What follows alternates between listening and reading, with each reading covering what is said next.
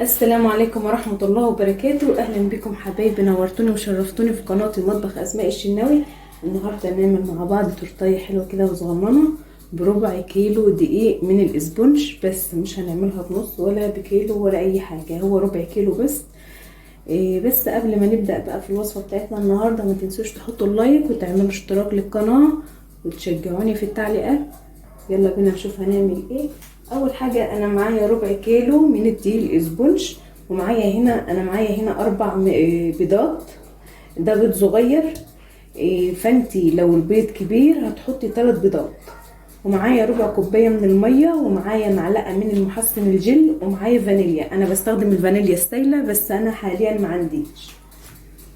فانا هبدا احط البيض. دول 4 بيضات، واتفقنا ان لو البيض بتاعك كبير هتحطي 3 بيضات بس. ودي ربع كوبايه من الميه، ودي معلقه من المحسن الجل، وهنحط رشه من الفانيليا. هنحط نص دول وقعوا كلهم خلاص بقى، يعني هنحطهم كلهم بقى وخلاص. وده ربع كيلو من دي الاسبونج. انا هبدا انزل بيه كده برضو في العجان بتاعي، وهنبدا نشغل العجان بتاعنا لحد ما الكمية تتضاعف معانا ويبقى زي الكريم. انا هنا مشغله المضرب بتاعي على سرعه هاديه، وهبدا اعلي السرعه.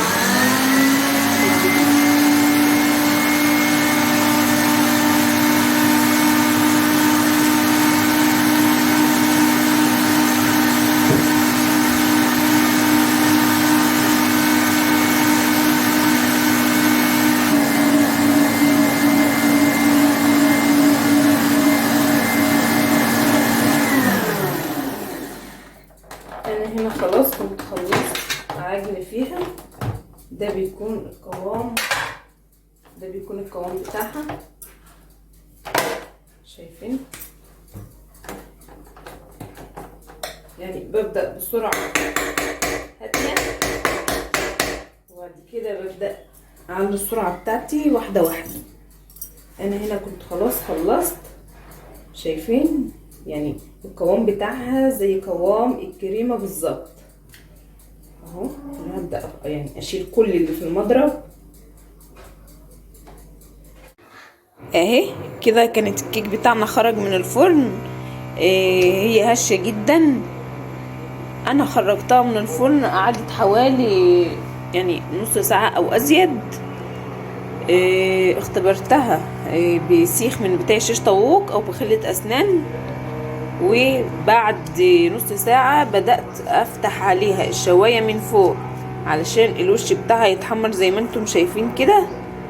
وهبدأ اسيبها تبرد، وبعد شوية هاخدها اقلبها واحطها في التلاجة لبكرة. هغلفها في كيس نايلون او في ستريتش واحطها في التلاجة لحد بكرة، وابدأ اطلعها ازين.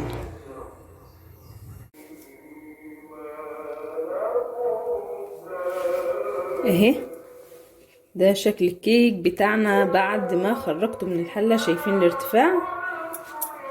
شايفين الارتفاع قد ايه؟ هنبدأ نخلص منه الورق اللي معانا. شايفين اهو بيخرج بكل سهولة ما شاء الله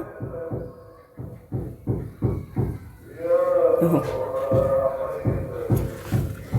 انا هبدأ اخرجها بالراحة جدا.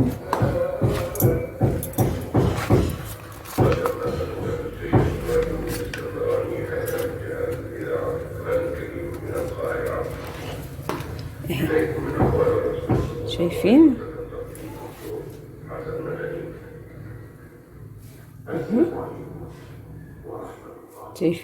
شايفين طريقة ازاي؟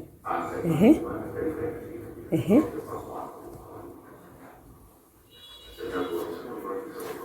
حلوة جدا. ده الوش بتاعها طبعا، ده احنا بنشيله. الوش ده احنا هنشيله بالسكين. ده كان شكل الكيك بتاعنا. هنحطه بقى في التلاجة يسقع عشان لما اجي اقطعه ما يفرولش مني ويتبهدل. وهنزينه بكرة بقى ان شاء الله، هنشوف هتزين وهنشوف ارتفاعها يزيد قد ايه بعد ما نقطعها ونزينها ونحشيها بالكريمة بتاعتنا. هي تقريبا هتاخد معانا كوباية من الكريمة وكوباية من المية وربع كوباية من السكر.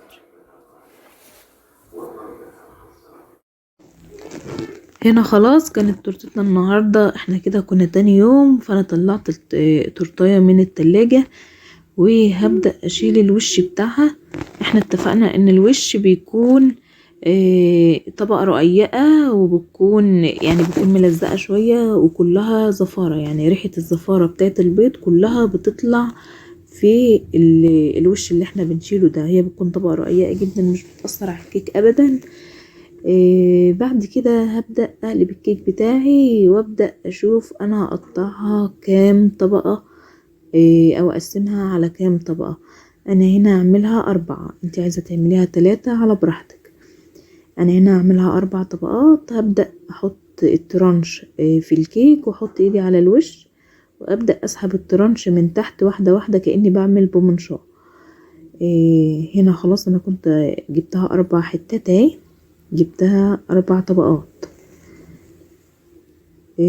هبدأ بقى اخدها على جنب كده عشان ابدأ احط الكريمة بتاعتي واعملها في العجان. احنا هنستخدم كوباية من الكريمة وكوباية من المية المتلجة ومعاهم حوالي ربع كوباية سكر. يعني انا عاملة فيها ربع كوباية سكر عشان يكون سكرها هادي، ما يبقاش سكرها عالي قوي. انت لو بتحبي الحاجة مسكرة ممكن تزودي شوية، تحطي نص كوباية من السكر. تمام.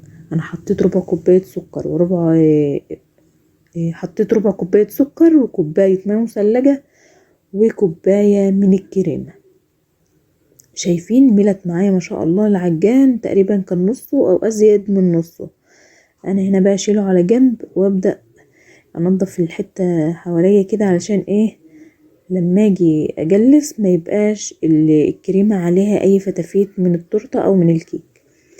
انا هنا جبت معايا قاعدة من بتاعة التورتة دي مقاس تقريبا 22، ومعايا هنا السكرابر ومعايا الاسباتولا ديت. السكرابر انا هستخدم اللي هو العادي اللي هو اللي زي المسطرة، وهستخدم المشرشر عشان هبدأ اعمل فيها زجزاج كده في جنب التورتة.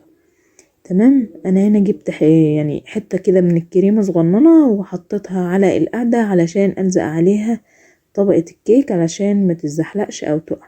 وبدأت اجيب اول طبقة اللي كانت في الكيك اللي كانت فوق خالص اللي احنا شلنا من عليها الوش، دي هتكون اول طبقة في التورتة يعني هتتحط تحت. وبعدين هبدأ احط طبقة من الكريمة، طبقة كويسة، وهبدأ احط فيها الطبقة التانية من الكيك. الطبقة دي ابني كان واقف جنبي وبدأ يشد منها، لقيته كسرها. يعني انا لما خدت بالي لقيته شدها منها كده، بس مش هتأثر معانا، احنا هنحطها وهنحط عليها الكريمة مش هتضايق. انا هنا بدأت احط الكريمة ومعايا مربى حليب، هحطها في كيس كده وابدأ انزل على الكريمة بتاعتي بالشكل ده كده كحشوة. يعني انتي لو عايزة تحطي صوص فراولة حطي، صوص مانجا حطي، ممكن لو عندك قطع من المانجا او كمبوت الاناناس او كمبوت الخوخ، اي حاجة عندك انت عايزة تحطيها حطيها. ممكن تحطي فراولة. انا النهاردة عشان التورتة بتاعتي هتكون متزينة من فوق بمربى الحليب، فانا حطيت فيها مربى حليب، يعني خليت الحشوة بتاعتها تكون من مربى الحليب. انا هنا خلاص كنت خلصت كل الطبقات بتاعتي. هبدأ احط بقى كريمة على الوش. يعني حطيت كمية كويسة كده على الوش وهبدأ افرد، والزوايد هتنزل على الجناب هبدأ افردها بالسباتيولا كده. وانا هنا حاطة مية سخنة على النار علشان ابدأ يعني لما اجي اشتغل بالسكرابر هنزل السكرابر في المية السخنة وهطلع امسح بمنديل او بفوطة نظيفة. هنا بقى هفضل اساوي في الوش كده، هفضل وراه لحد ما يبقى كله متساوي، واحدة يمين واحدة شمال كده لحد ما يبقى كله زي بعض. هنا خلاص كنت هعمل الزجزاج اللي في الجنب. انا استخدمت السكرابر المشرشر علشان اعمل الزجزاج. ف زي ما انتم شايفين كده دي كانت النتيجة بعد ما عملت بيه. هنا بقى معايا مربى حليب، هبدأ اعمل بها الدريب. بس قبل ما اعمل الدريب هنضف القاعدة بتاعتي علشان اي كريمة عليها يعني مش هيبقى شكلها لطيف. فانا هبدأ امسحها كده، وهبدأ اجيب مربى الحليب بتاعتي وهعمل دريب على التورته. دي مربى الحليب انا حطيت فوقها يعني حوالي معلقه صغننه خالص او نص معلقه من الميه، وهبدا احطها على التورته اعمل بيها دريب اهو زي ما انتم شايفين كده. يعني في كذا حد يقول لي انت بتعملي ازاي الدريب اللي بيبقى نازل من على التورته؟ هو كده بنحط في كيس وبنخرمه خرم صغنن خالص زي خرم الابره، وبنبدا نعمل على الطروف وهي بتنزل زي ما انتم شايفين لوحدها كده.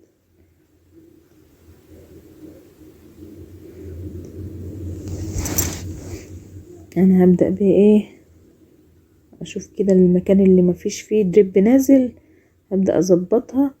وهنا كنت جبت مربى حليب وبدأت احط على التورته، عملت روزتات من مربى الحليب فوق وعملت روزتات تحت بالكريمه على القاعده بتاعه التورته من تحت. انا بحب اعمل الروزتات اللي تحت دي، يعني بحس انها بتدي حجم اكبر للتورته وبيبقى شكلها حلو، بحس ان هي كأن التورتايه لابسه فستان عروسه. هنا خلاص هبدأ بقى اعمل فوق برضو وردات او روزتات كده، اقسم التورته بتاعتي لأربعة. ومعايا هنا بقى معايا الكريسبي البني ده، هبدأ احط يعني ربع هيبقى مالتيزر او كريسبي بني وربع كريسبي ابيض، والربعين التانيين واحد هحط فيه لوز والتاني هحط فيه عين الجمل. هنا كنت حطيت عين الجمل كمان اهو، وهبدأ احط اللوز في الناحية التانية اهي كده. خلاص كانت خلصت تورتتنا وده كان شكلها النهائي. متنسوش تشتركوا في القناة. باي باي.